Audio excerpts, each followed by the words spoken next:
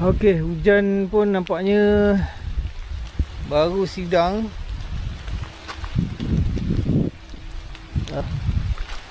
So kami ada dekat atas tu. Kemudian dia punya konsep campsite ni dia bertingkat sampai ke bawah.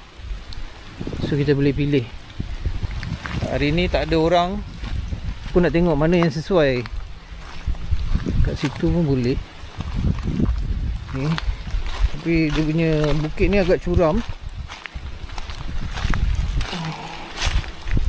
Takut licin lah, licin.